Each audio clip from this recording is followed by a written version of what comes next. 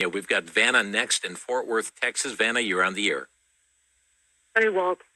I was 10 days away from getting hormones to go through with a gender reassignment surgery myself, and I had a conversion moment. And when I entered into the church that I was at a really rigid fundamentalist church for 10 years.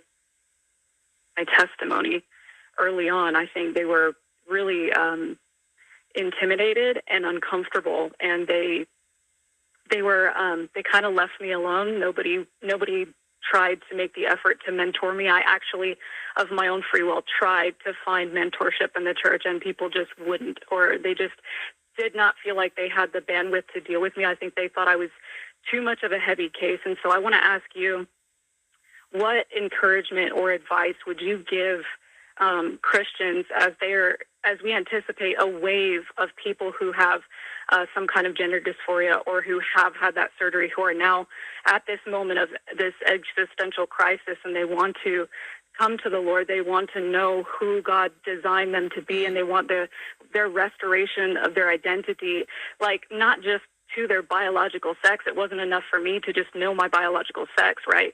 So how can the church be equipped, and how can you encourage them to be ready for these people?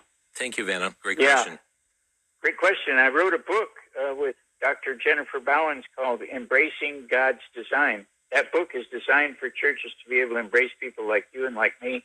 I went in as Laura Jensen into a church in California, and the pastor came to my house on Sunday night after I was there Sunday morning and said to me, "We don't want your kind in our church."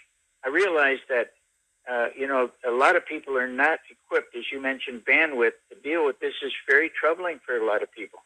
And so we who present ourselves this way need to have an understanding that it's troubling for them.